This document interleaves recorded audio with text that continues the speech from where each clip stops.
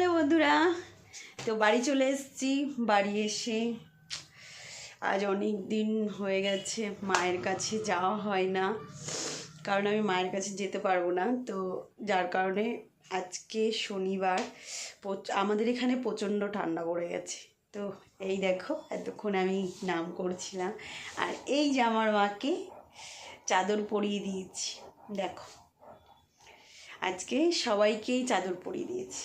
এই যে আমার মা লক্ষ্মীকেও চাদর দিয়ে দিয়েছি, আমার বজরংবলীকেও চাদর গায়ে দিয়ে দিয়েছি, বাবা ভোলানাথকে, আর এই যে আমার বাচ্চাটা ঘুমাচ্ছে এখন। তো দেখো মায়ের চাদরটা পরে মাকে কেমন লাগছে, দেখো তোমরা, সুন্দর লাগছে না?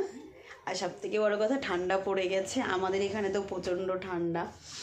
তো আমার মাকেও চাদর পরিয়ে দিয়েছি। এই কয়দিন যেতে পারছিলাম না, চাদরটা এনে রাখা ছিল, তো আমি তো যেতে পারছিলাম না বলে, কারণ মার কাছে সবাই যায় না, আর আমি ছাড়া মাকে কেউ ধরেও না। তো যার কারণে দেখো মাকে কি সুন্দর লাগছে, দেখো ভালো লাগছে।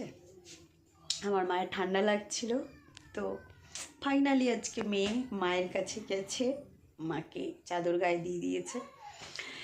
তো যাই হোক, এতক্ষণ ধরে নাম করছিলাম। তো আমার মা, এই দেখো ঠান্ডা, এত পরিমাণে ঠান্ডা। তো আমার মিষ্টি মা আর তার পাগল মেয়ে, দেখো। তো